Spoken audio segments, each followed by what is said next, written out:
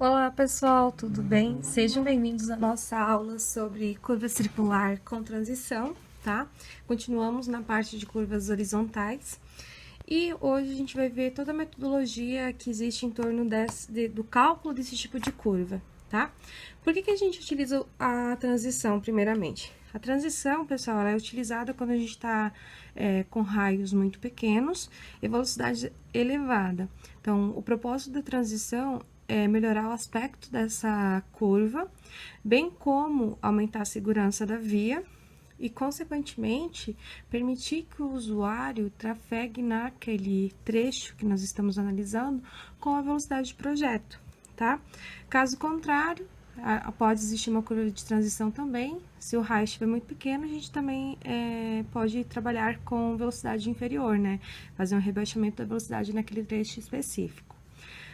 Mas, de todavia, curva com transição, a gente vai utilizar sempre que não conseguirmos trabalhar com o raio correto para a curva circular simples, tá? E, com isso, a gente parte para a utilização destes elementos aqui, de curva. Então, qual é a diferença da curva com transição para a curva simples? Bom, a curva simples, ela tem uma configuração básica de uma estaca inicial e uma final, ponto. Já a curva com transição, ela vai possuir 4 pontos notáveis, 4 estacas, tá? A TS, que é da tangente para a espiral, a SC, que é da espiral para a curva, a CS, que é da curva para a espiral, né, estaca, e por fim, a estaca ST, que é da espiral para a tangente, tá bom? Então, o que outros elementos que compõem? Nós temos o ângulo central, total, e consequentemente, como a gente vai compor, ó, transição, são duas curvas diferentes, de princípios distintos, né? Uma, da TS para SC, é uma clotoide, uma espiral, tá? Então, este trecho e este trecho aqui são iguais, são simétricos. E eles possuem um ângulo central chamado de φ, certo? Então, o trecho compreendido entre a estaca SC e a CS é o trecho circular, e ele vai possuir um ângulo central chamado θ. Para que a gente consiga, então, fazer essa alocação dos pontos notáveis corretamente, a gente utiliza de cálculos de coordenadas.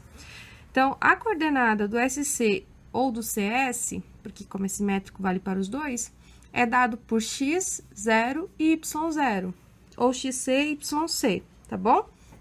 Então, a gente calcula essas coordenadas para a gente conseguir locar com relação à nossa poligonal, o nosso ponto notável.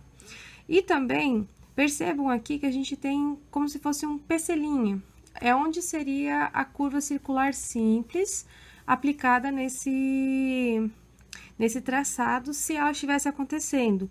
Então, nós também calculamos uma coordenada, quer dizer, as coordenadas desses pontos, PC' e, consequentemente, né, como a simetria, o PT' aqui do outro lado, tá? Então, para isso, a gente calcula a ordenada P e a abscissa Q das coordenadas do PC'.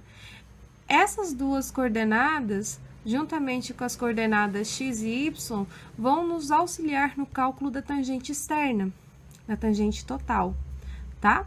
Então, essas são as principais diferenças que nós temos. E, consequentemente, esse trechinho aqui, pessoal, destacado em laranja, em vermelho, ele é chamado de comprimento de transição, que é justamente o comprimento que nós temos de espiral, de curva, que vai melhorar o nosso aspecto visual e de segurança da via.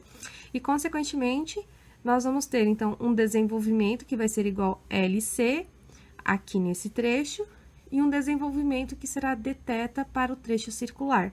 A soma dos dois LCs mais o trecho circular nos dá o desenvolvimento total da nossa curva. Ok? Então, vamos já para a prática, demonstração prática de como a gente vai calcular esses parâmetros. E, para isso, pessoal, nós vamos considerar este traçado aqui, que eu vou postar para vocês no ambiente. Esse traçado, ele é é um traçado 7, ele é adaptado do traçado que vocês têm lá na prova, tá? Por que é adaptado? Porque ele tá com alterações nos comprimentos dos alinhamentos, justamente pra gente forçar a transição, tá? Então, eu já deixei pré-definido as coordenadas dos nossos pontos, coloquei o ângulo de azimuth com o seu, com as suas vírgulas, tá? Com os casas decimais, perdão, não vírgulas, olha que erro feio meu, né? Calculei, então, já deixei D1, D2 e D3 pré-definidos, calculado já azimuth AB, quer dizer, BC e azimuth CD, e, consequentemente, o ângulo central 1 e ângulo central 2, que são as nossas deflexões delta1, delta 2, ou y1 e 1 e 2, tá? E já pré-defini, com base na minha classe e no meu terreno, os nossos parâmetros básicos, tá? Então, para a nossa aula de hoje, para a gente forçar a transição, já antecipo que provavelmente apenas esta curva aqui será com transição e a outra cairá em curva circular simples. Já vou explicar o porquê. Então, trecho reto para forçar essa transição de 350 metros, tá? Que eu poderia ter tirado um pouquinho mais aqui, mas vou deixar quieto. O E máximo para classe 2, terreno plano, é 8%, velocidade de 100 km por hora, largura de faixa, porque é um critério que a gente precisa logo no início, juntamente com o cálculo do E, de 3,6 metros. Raio mínimo, com base na superelevação máxima e na velocidade de 375 metros. E o raio DIS é o raio que dispensa a transição, ou seja, abaixo deste raio, nós precisamos utilizar curva com transição. Acima deste raio, nós utilizamos curva circular simples, tá bom? Então, vamos para o início do nosso cálculo. Primeira coisa, a gente vai fazer também a parte de cálculo de tangente e de raio, tá? Então, por que eu chamei de pré-tangente, pessoal? Porque como vocês podem ver aqui, e como eu comentei na introdução da nossa aula, nós temos uma tangente externa calculada a partir das coordenadas, tá? Então, na curva com transição, a gente traz, ó, tá aqui, ó, a gente traz para baixo, tipo, come um pouquinho mais do alinhamento para fazer essa adequação da espiral. Então, vai nos servir para calcular o raio, porém, posteriormente, a gente vai adequar essa tangente externa. Para a curva circular simples, o que a gente calcular agora está valendo. Para a tangente externa da transição, a gente vai recalcular, por isso, pré-tangente, para a gente não tomar como ela para a transição. Então, vou pegar o nosso traçado aqui. D2, 1354,54, menos o nosso trecho reto, né? Dividido por 2 para a gente obter a nossa pré-tangente. Aqui, tá enquadrado. 1354,54 menos 350, dividido por 2. Então, nós temos uma pré-tangente de 502,27 metros. Igual 502,27 metros. Com essa pré-tangente, nós vamos calcular os raios 1 e 2, tá? Seguindo o mesmo princípio que a gente já vinha trabalhando anteriormente. Então, deixa eu completar aqui. 502,27, 502,27. É neste momento que a gente vai verificar em qual curva a gente vai ter a necessidade de transição e a outra qual a gente vai dispensar e utilizar a curva circular simples, tá? Então, 502 dividido pela tangente de 43,93 dividido por 2 é igual a 1.245,35 metros. E a nossa segunda tangente, 502,27 dividido pela tangente de 27,67 dividido por 2 é igual a 2040.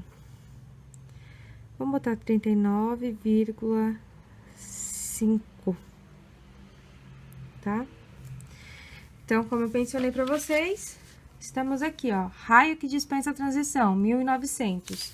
Então, para a curva 1, teremos transição, para a curva 2, é o cálculo da curva circular simples, tá bom?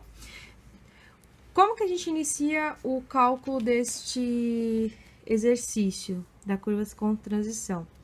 A gente precisa calcular o comprimento de transição inicialmente. Então, para o cálculo de transição, a gente possui 3 critérios para definir o comprimento mínimo, tá?